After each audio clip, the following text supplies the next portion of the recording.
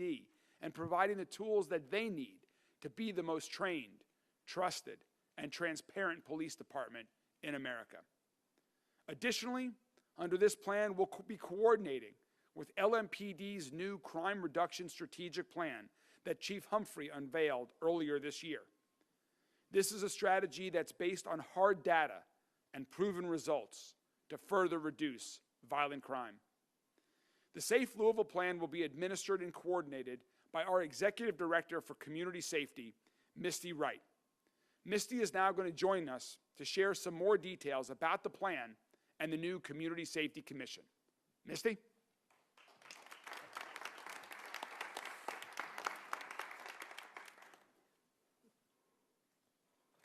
Thank you so much, Mayor. And hi, everyone. I'm thrilled to speak with you today about Safe Louisville, the Mayor's comprehensive violence reduction plan. And as he just described, that plan has 3 pillars. First, prevention. Second, intervention. And third, enforcement. And I want to take the next 10 minutes or so to give you a bit more information about each of these pillars. Starting with prevention. Prevention is about combating the root causes of violence, creating conditions for peace. We cannot focus exclusively on treating the symptoms. We also have to treat the underlying conditions, the root causes of violence, and studies tell us what those are. There are certain factors that correspond not only with incidents, but also are predictive of violence. Things like education level, poverty level, unemployment rate, neighborhood blight, public infrastructure, proliferation of guns. So our plan focuses on all of that. Starting with public infrastructure, we will enhance community spaces and get rid of blight in our underserved communities. So things like public amenities, parks. Think about the new Alberta O. Jones Park, the waterfront playport. We've got a new pool coming to Algonquin. All of these are these kinds of improvements in public infrastructure. We will eradicate blight and focus on prioritizing those areas that suffer from the most crime. So we'll make sure those streetlights are on, that vacant houses are boarded up, that trash is cleaned up timely. And we will not hesitate to shut down businesses that facilitate or promote crime. Next, youth education and activities. We will advocate for free, quality, early childhood education for every child, including those in our underserved communities. That's the Mayor's Thrive by 5 initiative. We'll expand access to libraries for kids. In February, the Parkland Library was renovated and reopened for everyone's use. That's a great example of that. We'll partner with community organizations and business leaders to create learning opportunities for our underserved youth. Next, we'll focus on economic stability, and this is about increasing access to affordable housing, reimagining public and low-income housing properties, like the Community Care Campus, a $58 million investment in Smoketown that's currently under construction. This is also about attracting good-paying jobs to Louisville, and specifically to our underemployed areas. So just this year, the new Goodwill Opportunity Center and the Norton Hospital opened in the West End, and additional businesses are going to locate there soon. Next, we will facilitate community resource connections, and this is crucial. As the Mayor mentioned, there are so many community organizations who are doing tireless work every day to reduce violent crime in our city. We need to support those efforts, and we need to enhance them. And what we will do is develop and maintain a map of these organizations. We'll increase collaboration among them to maximize their efforts and avoid redundancies, and we'll invest in their efforts. Mayor Greenberg has invested in over 130 community organizations doing crime reduction work in our city. Next, we will build community trust in police. And a key part of this is police reform. So no matter what happens in court, we will move forward with police reform, complete with having an independent monitor to watch that progress. And finally, we'll advocate for common sense gun legislation to keep illegal guns off of our streets and out of our kids' hands. All right. That was prevention. Remember, we've got prevention, intervention, and enforcement. Prevention was the longest one, as it should be. And now we're going to move on to intervention. Intervention is about stopping potential shooters before they act and stopping the cycle of incarceration and violence. So we will use violence intervention initiatives. And this is particularly important when it comes to group or gang violence, because these strategies are tailored to interact with group dynamics. Some involve law enforcement, some don't, but all of them involve reaching out to at-risk people, people who are at risk of becoming victims or perpetrators, and giving them the opportunity to change, a method to do so, and an incentive to do so. We will provide conflict resolution alternatives that happen outside the courtroom, like restorative justice, where a victim and a juvenile offender, if they agree, can come to a resolution outside of court. Another item in this category is deflection. When 911 calls come in, when those calls are better suited for a mental health professional than a police officer, they'll be diverted. And in January and February of this year alone, over 600 calls were deflected. And finally, we will address the consequences of violence by providing trauma and reentry services. And trauma services have to be provided not only to the direct victims, but also their families and the communities that deal with the aftermath of violence and the destabilization effects that it has. We'll provide complete and comprehensive reentry services for those folks who have served their time and are ready to reenter our society and be law-abiding members. All right, that was intervention. Now we've got one more pillar left, and that's enforcement, and I want to reinforce what the mayor said. The mayor's plan is not intended to conflict in any way with LMPD's crime plan that they already came out with. It supplements and incorporates that plan. So with that in mind, let's talk about enforcement. This is about protecting the public and holding offenders accountable. We will give law enforcement the support that they need to protect us. And that means we're raising officer pay in order to recruit and retain talented, professional law enforcement officers. We're also taking care of our first responders with the new Summit Wellness Center, which has already become a national model. We'll promote public order. Our Safe and Healthy Streets initiative provides resources to people who are unhoused for their health and safety. And it also has us take action to preserve the public's safe access to public spaces. We will leverage our state and federal partnerships. And this is really about collaborating to prioritize getting the right people, the drivers of violence, apprehended, prosecuted, put behind bars. And some of the ways we're doing it right now are the Violent Crime Reduction Team. The Kentucky Attorney General has contributed prosecutors that are helping up our numbers in gun prosecutions. In addition, we have the Prohibited Firearms Possessor Initiative, where federal, state, and local authorities are working to prioritize the types of cases I'm talking about, getting those violence drivers off of our streets. And there will be many more opportunities in store for this kind of collaboration.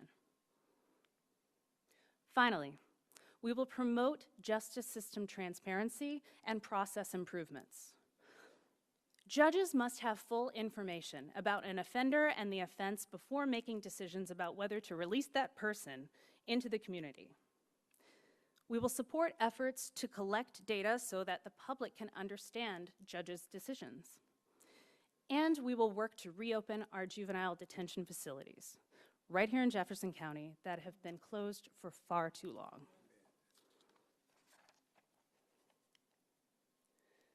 Safe Louisville is a 5-year commitment with a goal of reducing violent crime by 15% each year. This is aggressive, but we can do it.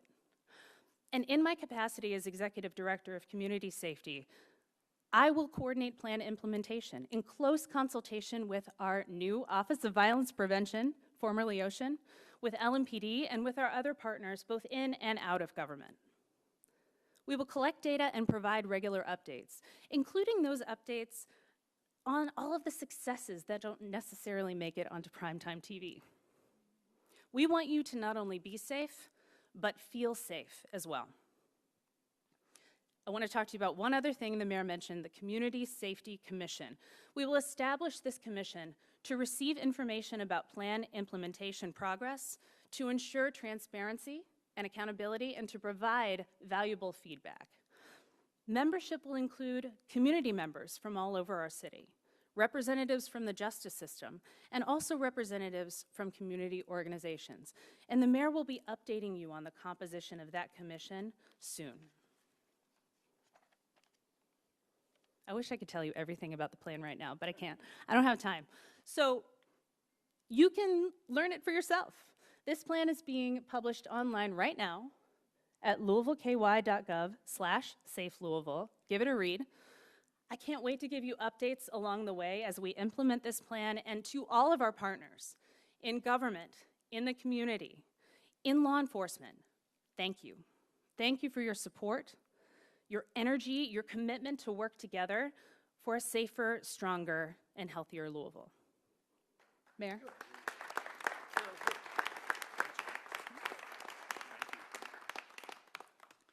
Thank you so much, Misty. Misty just joined us right after the first of the year and has hit the ground running with her effort to get this plan into place and to make sure she is developing relationships with folks that are implementing all of these aspects of the Safe Louisville plan. As she mentioned, as I mentioned, Safe Louisville is specifically designed to work closely with the work that LMPD is already doing and their strategic plan. So Chief Humphrey is here with us to share how that plan is going and how what they are doing fits in with these initiatives that we're talking about here today. Chief?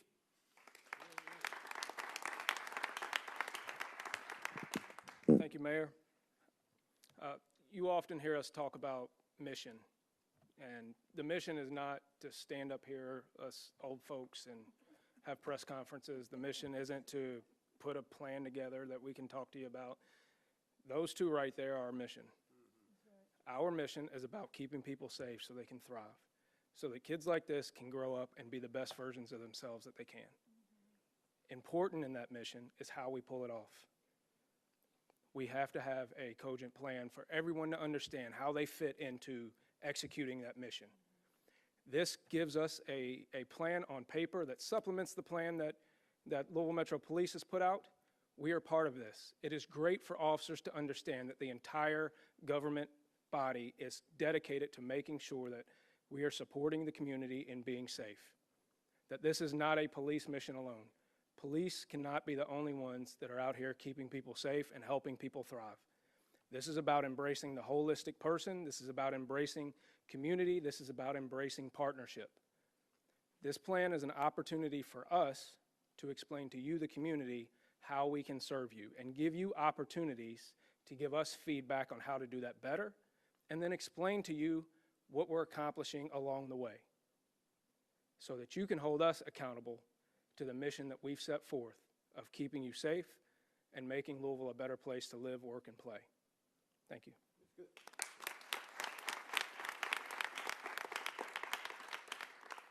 Thank you so much, Chief.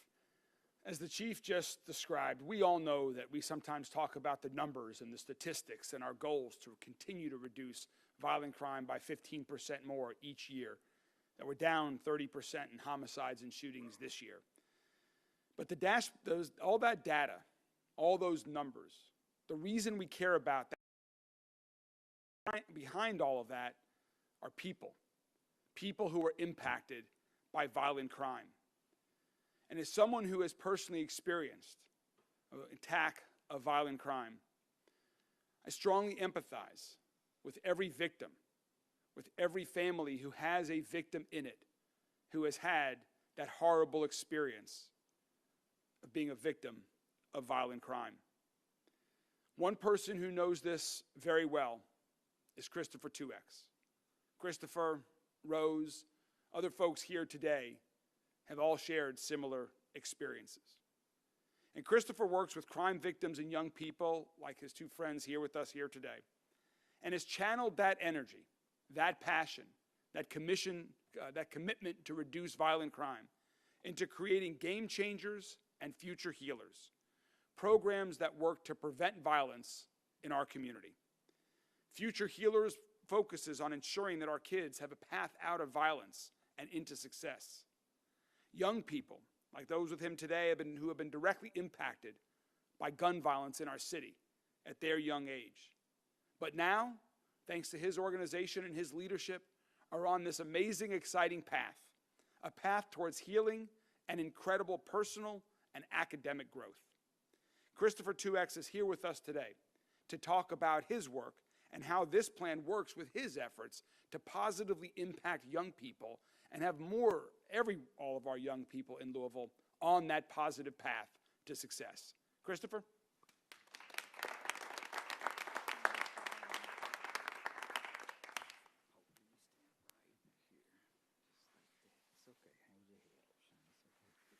Mayor, thanks a bunch. Misty, Chief, all community leaders and partners, Bishop, everybody, Kenneth, Kim, everybody.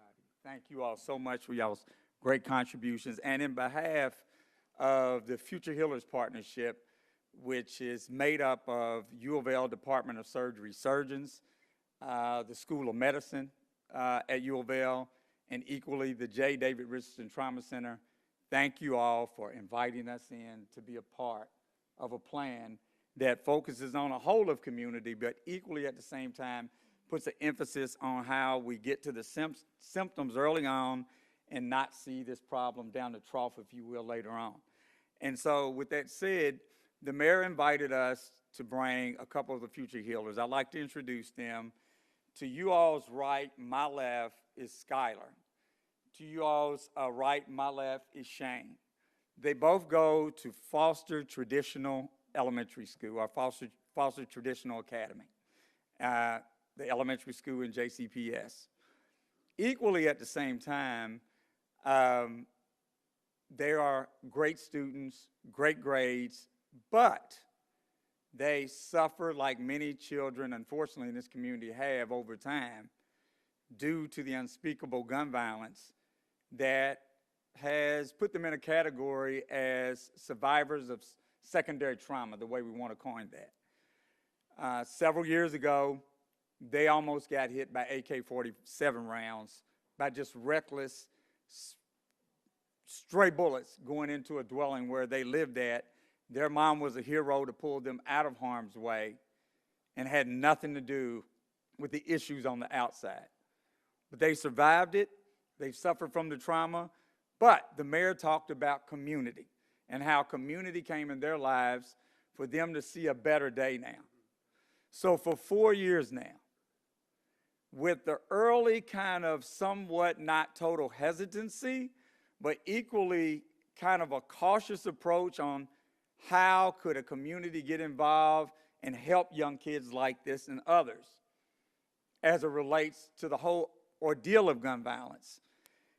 There was a big step taken in the fall of 2020 by University of Louisville medical students and surgeons when asked to get a little bit closer to these kids instead of a doctor-patient relationship, and let's look at maybe a way that these kids could come into their world, be curious enough to say, you know what do they do to treat these issues? What do they do to treat sicknesses when they hear about it within their family circles and friendship circles? And I must say, when this program was launched in July of 21, after some hard work was put together to launch it, it started with 25 participants. And as of April of 2025 now, with expansions, Future Healers Kiddos Medical Program has grown to 800 kids now. And that's pretty remarkable. What am I saying really quickly is that the mayor's right. When the community doesn't hesitate and say, I want to be a part of some kind of way to work into this plan, they can do it and not be afraid to do it. We've got so many talented individuals that these kids are just waiting to say, bring me into your world. And I must share this with you all really quickly before I wrap up. The medical students and the doctors first in the fall of that year said, Chris, we've got a question, and maybe you can answer. And I said, what is it? They said, they're going to think our world is boring. That's what we're concerned about. I said, I think the opposite. They're going to think you all's world is so curious and fascinating. And you all allowing them to come a little closer to you all's world, great things are going to happen. I end up winning out on that end thus far.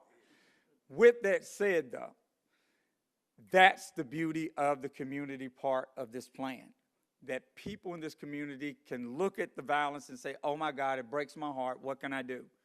You can get involved, you can be a part of making a change, and when you look at medical students and doctors and surgeons sacrificing their time where they thought they'd never be in this space, folks, it has enriched their lives beyond their wildest dreams. And in closing, I'd just like to say to you all that Future Healers is about the whole idea of safe and healthy kids. And so is Mayor Greenberg's plan, that we're all here today embracing for a better Louisville. Thanks a bunch.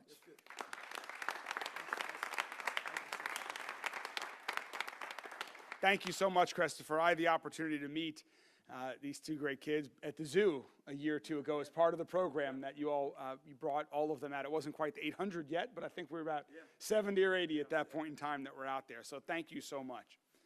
This is going to be an evolving plan. And this plan is going to help us continue to come together, to continue to break down silos, whether they existed in metro government, whether they existed out in our community. We need to continue to work every day to break down these silos, work together in a coordinated fashion to help our police, to help our prosecutors, to help our community organizations like the amazing ones that we're here with today, to help our judges make good decisions so that we can all collaboratively work to make Louisville a safer city. I'm really confident that this plan is going to work to continue to improve lives, to save lives, and do so much more. And we're excited for the community to all be a part of it, to work together to make our city a safer Louisville. Thank you all very much, and we're happy to take any questions from members of the media.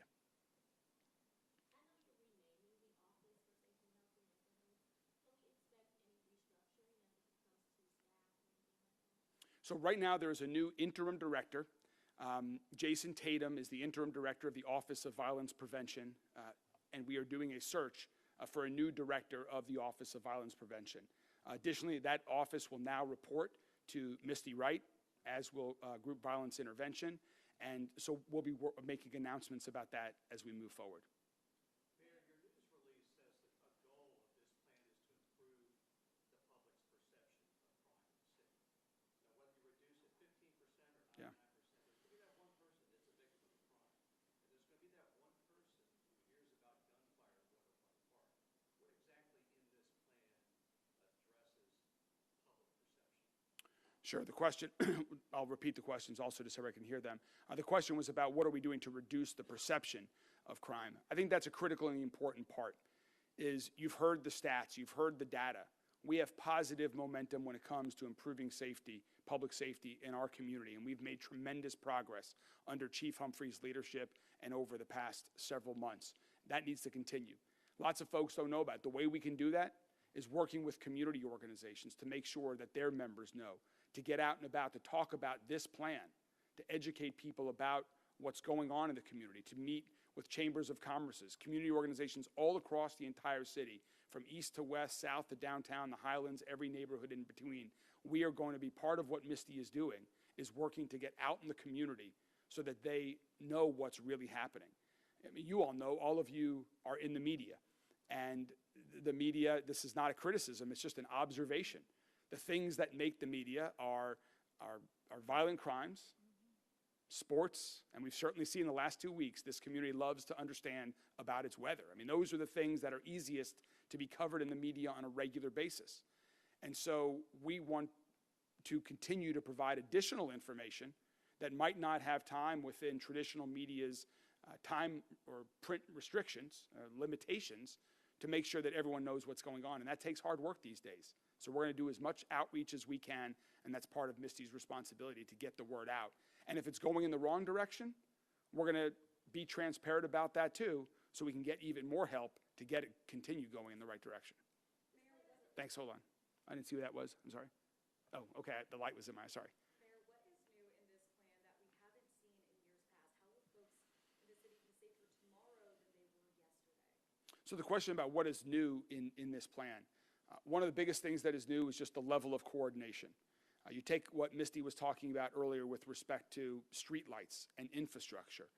Historically, those were Department of Public Works issues. Now there's groups that are coordinating. Around in the LMPD plan, there are 5 areas that they have identified that have some of the biggest concerns for violent crime. Some of the most violent crime activity has taken place. There are regular meetings with folks from LMPD, Public Works, the Parks Department, that Misty and an individual, a senior officer from LMPD are convening to make sure that we're all working together in toward coordination to not just add more officers to that area, but to do all these other areas of improvement. So that's one of the biggest is the collaboration and the breaking down of the silos. A lot of what we've been doing, you heard about already, is the reason why we're making so much progress. We have to move faster and do more. Some of the initiatives with respect to ensuring that judges have information that we think that they need so that they can make good decisions when it comes to handing down, dealing with justice issues. That is also a new component of this plan as well. Some of the partnerships with state and federal governments that we're talking about right now will additionally be new that we have not yet implemented. Is this effective until 2030? Is the plan to, evaluate initiatives working and what needs changing in 2030, or will it adapt throughout the years?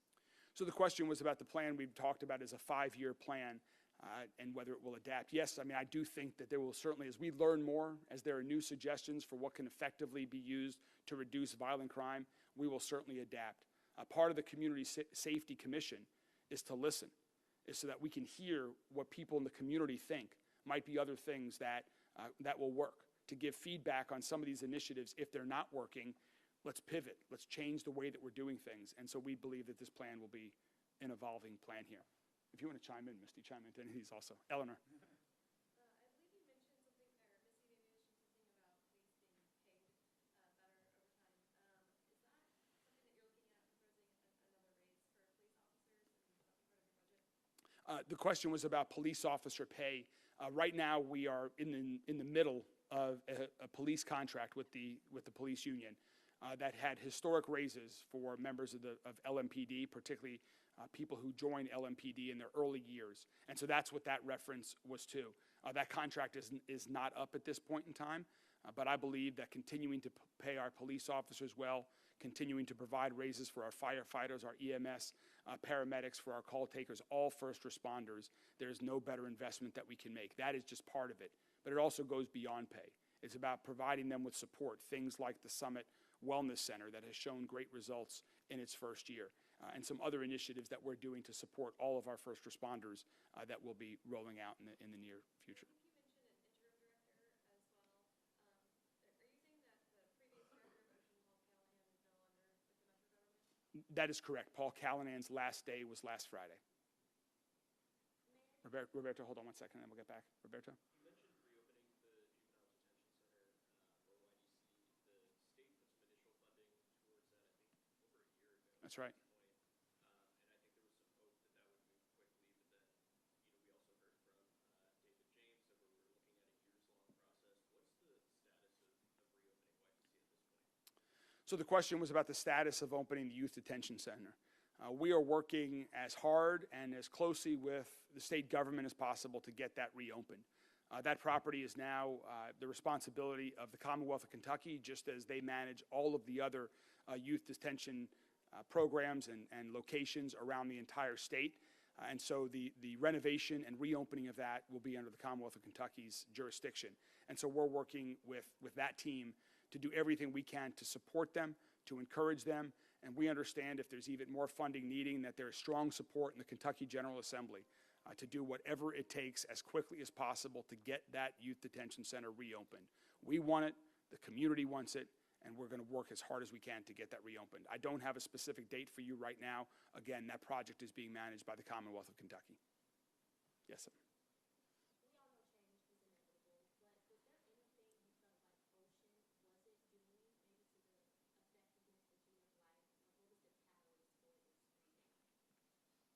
The question was about, was there anything that Ocean was not doing, and what was the catalyst for the revamp? Over the past several years, prior to me becoming mayor, there were significant amounts of money, particularly American Rescue Plan funding from the federal government, that were invested into the Office of Safe and Healthy Neighborhoods. That went out into the community in a lot of different forms for a lot of different programs. And our observation is that some of them have been incredibly effective and are getting stronger and better by the day, and others might not have been quite as effective. And so we really want to focus on the programs that are incredibly effective, particularly with federal funding, that one-time federal funding now gone, and relying on city funds. We want to invest in the most effective programs. We also want to make sure that the Office of Violence Prevention works more closely with all of the other parts of metro government and community that it has. It should not be an island unto itself that just operates programs. It should be working closely with LMPD. It should be working closely with EMS, and that we believe with this new structure and new leadership, all of that will happen. Any questions? All right. Thank you all very much. Have a great day. She's coming down Friday to the table. Who is? Oh, Misty is. Yeah. Okay, good. Yeah, and that'll give us the first Okay, good. community. Good. Okay, be talking with you. Okay, great. Thanks. They want a picture, guys, before Okay. everybody leaves. Oh, Bishop. Bishop, we need you for a picture.